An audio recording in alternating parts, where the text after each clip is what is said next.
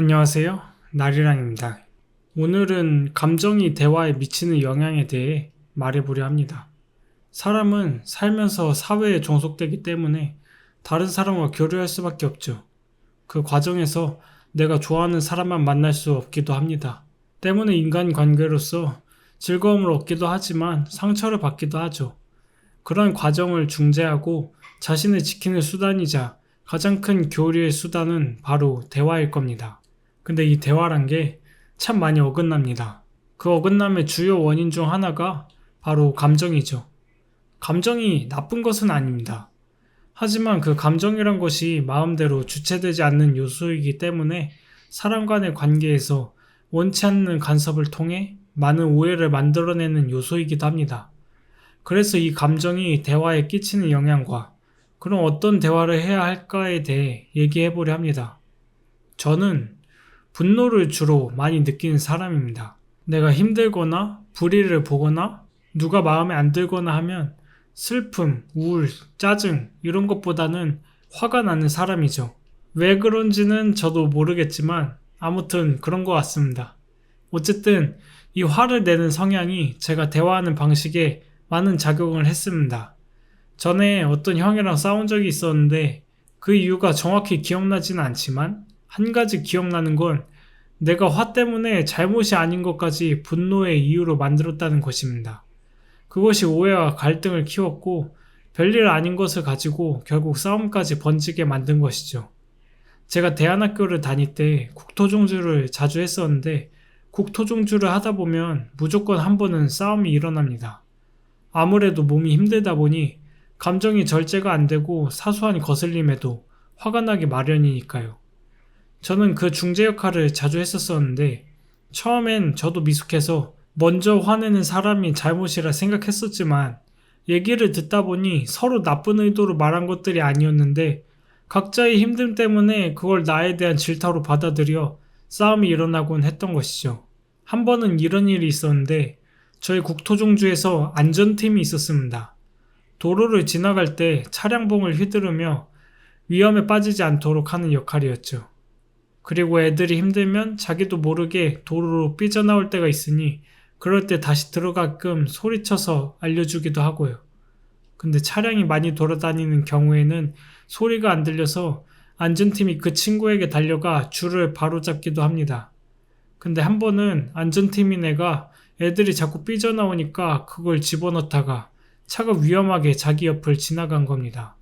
그때부터 화를 막 내더군요. 줄을 제대로 서라고 소리치면서요.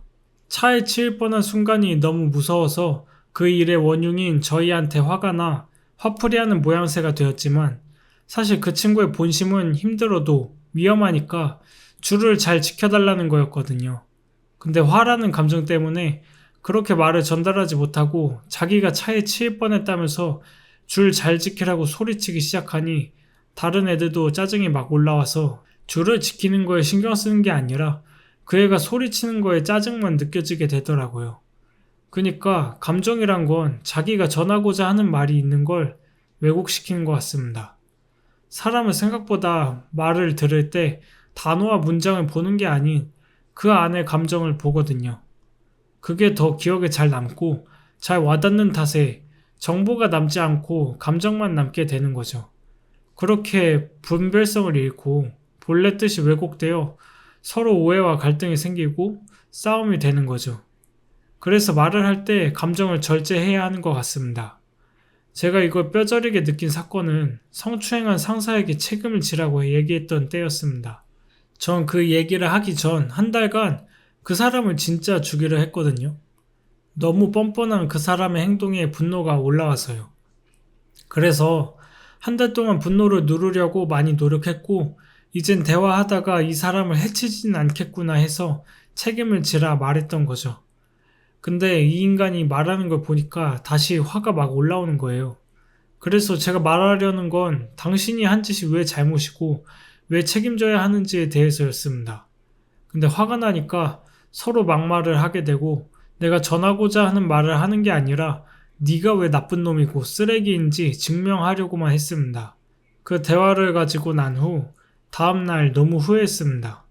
내가 말하려던 게 이게 아닌데 그 사람이 자기 잘못을 인정함으로써 이 회사에 다음 사람들이 온다면 좀 더 좋고 안전한 환경에서 일할 수 있도록 다시는 이런 사건이 반복되지 않았으면 하는 마음에서 이 얘기를 꺼낸 건데, 제 감정에 휩쓸린 탓에 저의 이러한 의도를 하나도 전달하지 못했으니까요. 그래서 다음에는 절대 내 감정에 휩쓸려서 말을 함부로 하지 않겠다고 다짐하기도 했죠. 그리고 얼마 전 저희 회사에서 직원 두 분이 싸우는 일이 생겼습니다. 싸운 이유까지는 회사의 일이라 말할 수 없지만, 제가 두 분의 얘기를 들으며 느낀 건 두 분 다 하고 싶은 말이 저게 아닐 텐데 라는 생각이었습니다.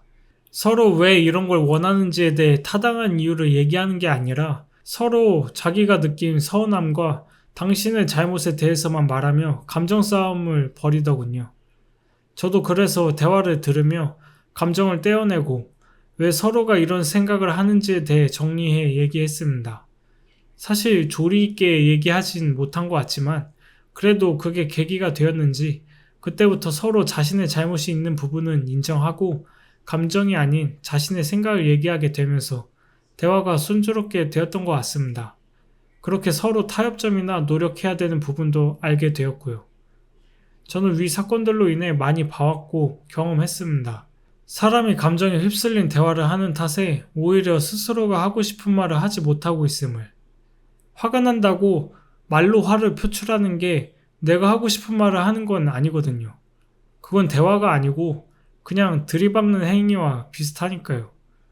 그런 걸로는 결국 내가 왜 화가 났는지, 내가 왜 서운했고, 내가 어떤 걸 바라는지 오히려 전하지 못한 채 관계를 망가뜨리기만 하는 것 같습니다. 그래서 내가 감정적으로 격해지는 상황을 겪을수록 냉철해져야 하는 것 같습니다. 그럴수록 자신의 의사를 잘 전달해야 하고 그래야만 자기 자신을 지키고 잘못된 상황을 바로잡을 수 있을 테니까요. 그러려면 자신이 감정에 휩쓸리지 않을 방법에 대해 알아야겠죠? 그건 간단합니다. 내가 피해자라는 생각을 내려놓는 겁니다.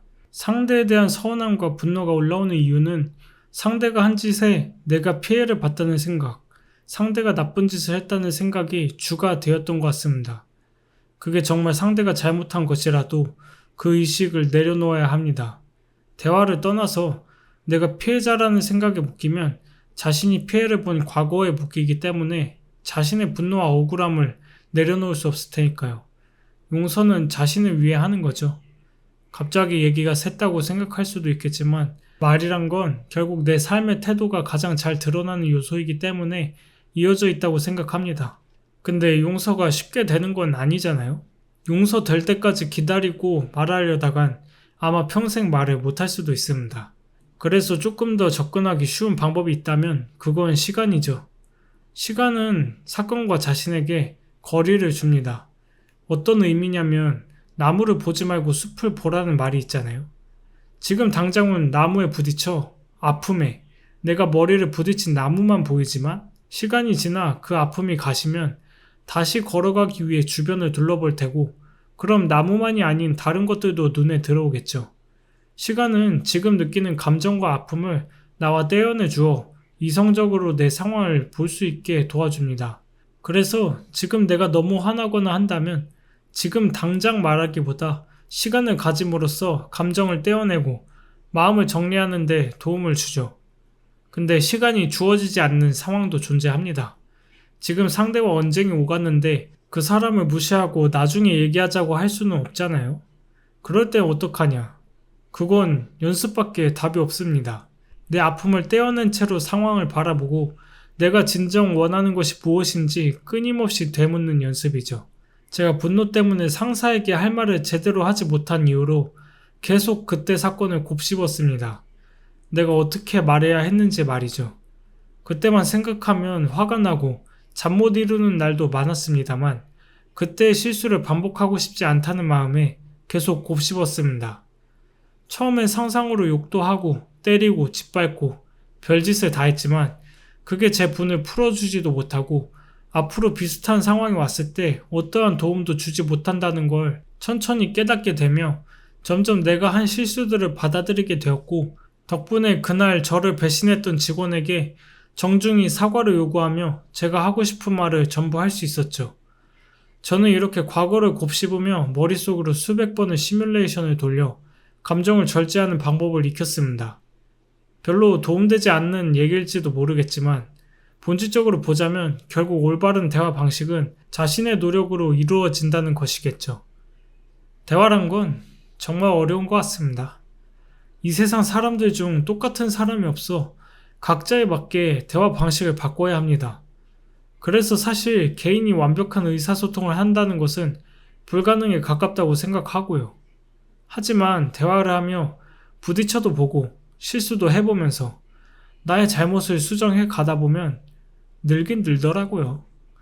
그렇게 대화의 기술이 늘다 보면 결국 나를 표현하는 것에 능숙해지고 그것은 곧 복잡한 관계에 휩쓸리지 않고 스스로를 지키고 포용하는 수단이 되더라고요.